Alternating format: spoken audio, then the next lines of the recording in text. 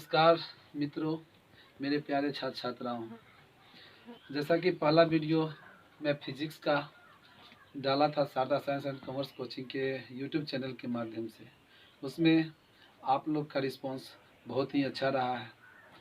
पुनः आज हम उसी जहाँ तक फिजिक्स में हम पढ़ाए थे उससे आगे का वीडियो अपलोड कर रहे हैं। इसमें आप लोग पुनः फिर से हम कहते हैं कि औरों दोस्तों से और अपने सगे संबंधियों से भी यूट्यूब चैनल का सब्सक्राइब बेल आइकन को दबाएं, जिससे मैं वीडियो अपलोड करने में और सहयोग मिलेगा।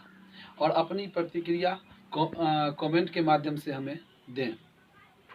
जैसा हम उस दिन हम बताए थे कि वास्तविक प्रतिबिंब और आभासी प्रतिबिंब का परिभाषा हम बता दिए थे, उसमें आज हम वहाँ से आगे दोनों में अंतर हम बताएंगे कि वास्तविक प्रतिबिंब किस में और आभासी प्रतिबिंब में क्या अंतर होता है। तो वास्तविक प्रतिबिंब और आभासी प्रतिबिंब में अंतर करने की बात है तो उसमें सबसे पहला जो अंतर होगा वह इसका परिभाषा होगा। दोनों में हम पहला वास्तविक प्रतिबिंब किसे कहते हैं और आभासी प्रतिबिंब किसे कहते हैं, इस दोनों का परिभाषा देंगे। उसके बाद हम पुनः इसमें और अंतर बताएंगे।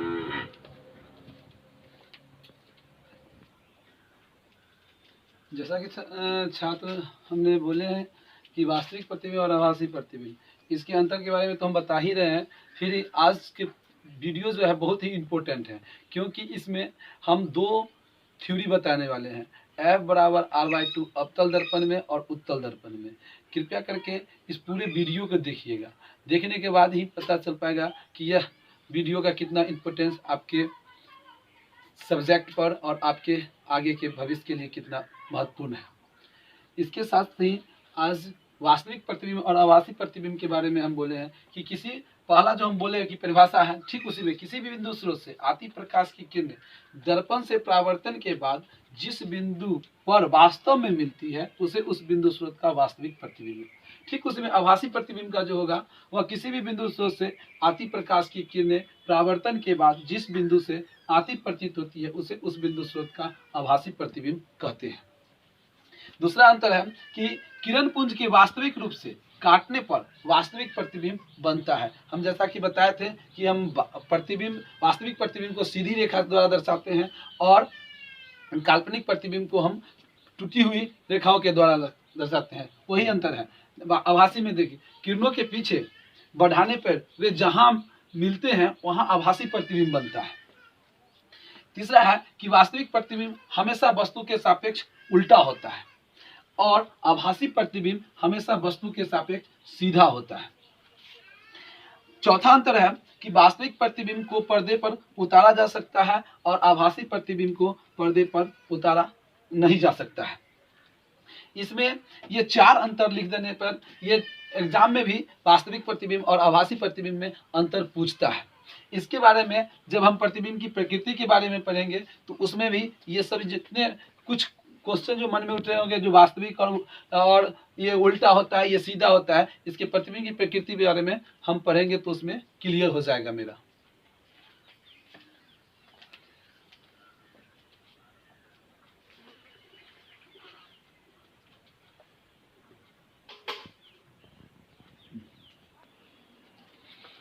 जैसा कि वास्तविक और काल्पनिक प्रतिबिंब के अंतर जानने के बाद आगे जो हमें पढ़ना है वह है गोलीय दर्पण। गोलीय दर्पण किसे कहते हैं और गोलीय दर्पण कितने प्रकार के होते हैं, इसमें परिभाषा सबसे पहले जानना जरूरी होगा कि गोलीय दर्पण किसे कहते हैं और गोलीय दर्पण कितने प्रकार का होता है। तो हम सबसे पहले बोर्ड पर लिख दिए कि गोलीय दर्पण उस दर्पण को कहते हैं जिसकी परावर्तक सतह किसी खोखले गोले का एक भाग होती है। अब गोलीय दर्पण एक कांच का गोला होता है। गोलीय दर्पण उसे कहते हैं जिसकी परावर्तक सतह किसी खोखले गोले का एक भाग होती है। यहाँ पे कांच का गोला है और इसका जो बाहर से अगर हम रंजित इसको करते हैं तो इससे अवतल दर्पण का निर्माण होता है। जैसे अगर हम यहाँ पे इसे काट दें एक गोले शीशे को और बाहर से हम रंजित कर देते हैं तो अवतल दर्पण का निर्माण होता है। ठीक इसके विपरीत अगर हम इसे अंदर से रंजित कर देते हैं तो यह उत्तल दर्पण का निर्माण होता है, जिसको हम कनकेव मिरर और कन्वेक्स मिरर भी कहते हैं। अब अवतल दर्पण किसे कहते हैं और उत्तल दर्पण किसे कहते हैं, इसका भी परिभाषा है। गोलीय दर्पण की बाहरी सतह को रंजित करने से, रंजित करना मतलब कलई करना, कलई करने से अवतल दर्पण बनता है, और गोलीय दर्पण को भीतरी सतह को रंजित करने से उत्तल दर्पण का बनता है। जैसे अगर अवतल दर्पण का देखा जाए तो ये अवतल दर्पण है, इसके बारे में आगे बताएंगे। इसको क्या कहते हैं, प्रधान अक्ष कहते हैं, यहाँ पे वक्ता केंद्र होती है और इसको ध्रुव कहते हैं। ये सब हम यहाँ पे सिर्फ दर्पण, अवतल दर्पण के बारे में समझना है कि अवतल दर्पण किसे कहते हैं, अवतल दर्पण किसको कहते हैं। तो बाहर से हम यहाँ पे कलई कर दिए हैं तो इसको हम अवतल दर्पण कहेंगे। ठीक इसके उल्टा अगर यहाँ पे अगर अंदर से कलई कर देते हैं तो यहाँ पे ये ध्रुव हो गया, ये वक्ता केंद्र हो गया, और यहाँ से अगर देखा जाए तो यह अंदर से कलई किया हुआ है, और ये क्या हो गया, कौन सा दर्पण होगा, उत्तल दर्पण हो जाएगा। इसको हम Mn कह देंगे, और यहाँ पे भी Mn अवतल दर्पण और इसमें उत्तल दर्पण। दोनों में हमें गौर से देखना होगा, खास करके कभी कभी छात्रों को दिक्कत होता है कि अवतल दर्पण और उत्तल दर्पण में अंतर नहीं कर पाते हैं। ध्यान रखें कि हमें रंजित किधर से किए हैं, या बाहर से किए हैं तो अवतल होगा, और अंदर से किए हैं तो उत्तल दर्पण होगा।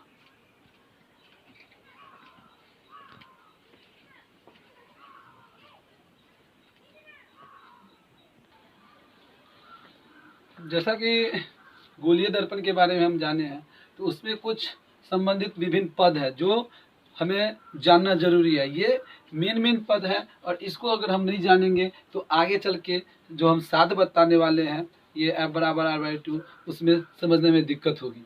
इसमें सबसे पहले जो है, हमें कोई जब दर्पण के सामने कोई भी प्रकाश की किरणें जब दर्पण पर टकरा के और उसी माध्यम में लौटती है तो उसमें हमें क्या क्या चीज़ों पर ध्यान देना होगा और उसके नाम क्या है उसके बारे में हम बता रहे हैं। हमें इसमें समझना होगा ध्रुव किसे कहते हैं, प्रधान अक्ष या मुख्य अक्ष किसे कहते हैं, वक्ता केंद्र, फोकस दूरी और वक्ता त्रिज्या, ये सभी को हमें समझना होगा। सबसे पहले अगर हम ध्रुव की बात की जाए तो गोलीय दर्पण के मध्य बिंदु को हम ध्रुव कहते हैं। परिभाषा देने से अच्छा हमें ये समझना होगा कि कोई भी दर्पण के बीचों बीच से हम प्रधान अक्ष को खींचते हैं। ये जो है ये प्रधान अक्ष है, हम यहाँ पे लिख भी दिए प्रधान अक्ष या मुख्य अक्ष। प्रधान अक्ष और दर्पण के मध्य बिंदु को हम क्या कहते हैं, ध्रुव कहते हैं। इसका परिभाषा हम दिए हैं, गोलीय दर्पण जिस गोले का भाग होता है उसे उस गोले के केंद्र को दर्पण, ये तो अलग है, ध्रुव यहाँ पे दे दिया। गोलीय दर्पण के मध्य बिंदु को दर्पण का ध्रुव कहते हैं। गोलीय दर्पण के मध्य बिंदु यानी दर्पण और प्रधान अक्ष दोनों के बीच में है, इसी को हम क्या कहेंगे, ध्रुव कहेंगे। उससे आगे है वक्ता केंद्र। वक्ता केंद्र जो होता है वह गोलीय दर्पण, ये जो गोला है, जो जिस कांच के गोला है उस गोले दर्पण के जिस गोले का भाग होता है उस गोले को के केंद्र को दर्पण का हम वक्ता केंद्र कहते हैं। यहाँ से अगर हम किसी का नाम करें ए, सी और बी, ये जो है वह क्या हो जाएगा, वक्ता त्रिज्या हो जाएगा। लेकिन सी को हम क्या कहेंगे, वक्ता केंद्र कहेंगे। गोलीय दर्पण जिस गोले का भाग होता है उस गोले के केंद्र को हम दर्पण का वक्ता केंद्र कहते हैं। वक्ता त्रिज्या ये सी और बी के जो है इसी को हम कहते हैं वक्ता त्रिज्या, जो हर गोला का पूरा बराबर होगा वक्ता त्रिज्या। इसमें वक्ता त्रिज्या का अगर परिभाषा देखा जाए तो गोलीय दर्पण जिस गोले का भाग होता है उसकी त्रिज्या को हम वक्ता त्रिज्या कहते हैं। ये त्रिज्या हो जाएगा सी बी। उससे आगे है प्रधान अक्ष या मुख्य अक्ष। गोलीय दर्पण के ध्रुव से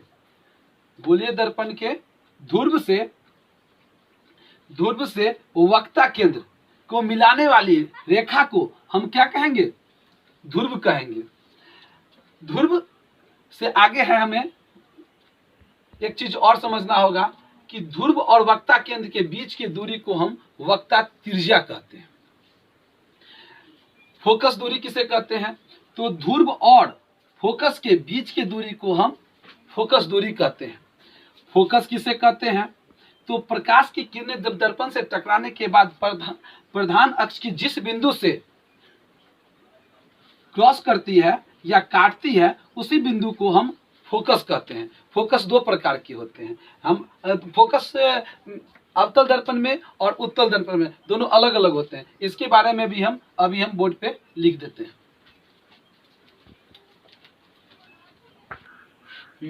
गोलीय दर्पण में सबसे संबंधित विभिन्न पद में अब है फोकस। जब फोकस का परिभाषा अगर बोला जाए, हम लिख भी दिए हैं, जब किसी भी गोलीय दर्पण पर प्रधान अक्ष के समानांतर किरण पुंज आपतित होती है, तब परावर्तन के बाद प्रधान अक्ष के एक बिंदु पर मिलती है या निकलते हुए प्रतीत होती है, उसे फोकस कहते हैं। फोकस में यहाँ पे अवतल दर्पण और उत्तल दर्पण दोनों का परिभाषा को मिला के हम इसमें दिए हैं, क्योंकि सिर्फ फोकस अगर पूछा जाए तो ये दोनों होगा।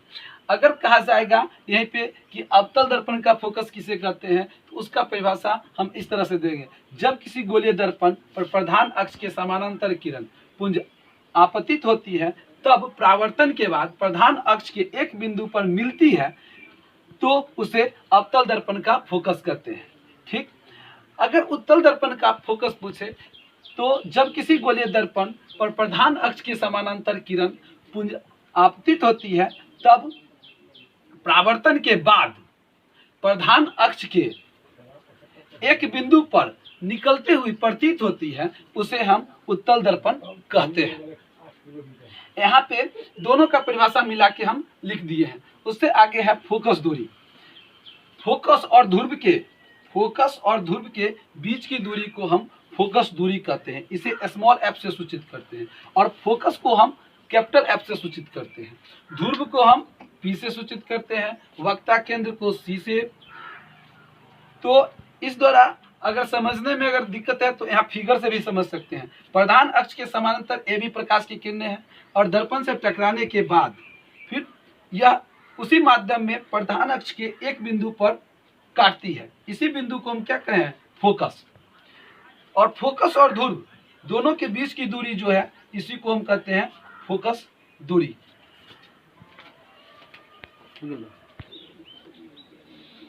गोलीय दर्पण के विभिन्न बिंदुओं के जानने के बाद अब आगे जो है वह अवतल दर्पण में F बराबर R/2, जो फोकस दूरी वक्ता त्रिज्या की आधी होती है, इसे हमें प्रमाणित करना है।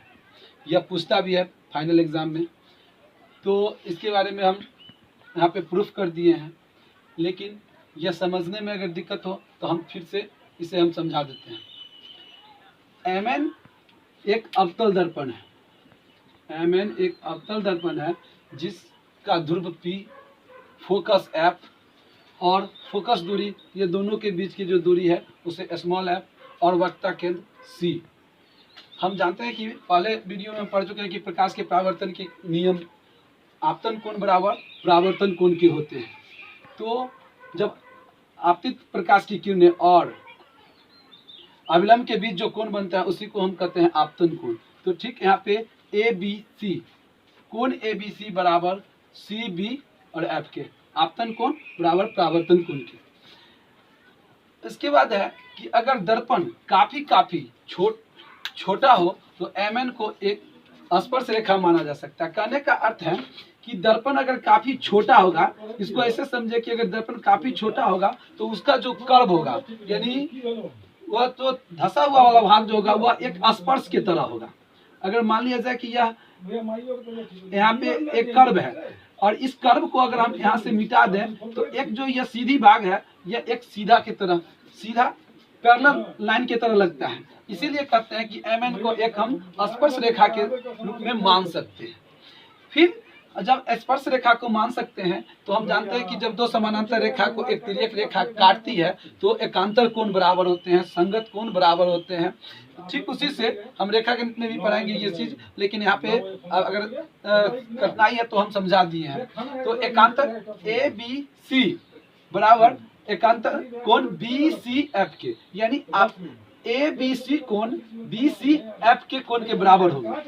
तो हम समीकरण 1 तथा 2 से समीकरण 1 तथा 2 से CBF या जब 1 2 से बराबर अगर हम करेंगे तो ABC बराबर CBF और ABC बराबर BCF, तो CBF बराबर हो जाएगा BCF के। तो B के सामने वाली भुजा जो होगी वह CF होगा। कोण के सामने वाला भुजा हम लेते हैं तो CF, और C के सामने वाला जो भुजा होगा वह होगा FB ले लिए।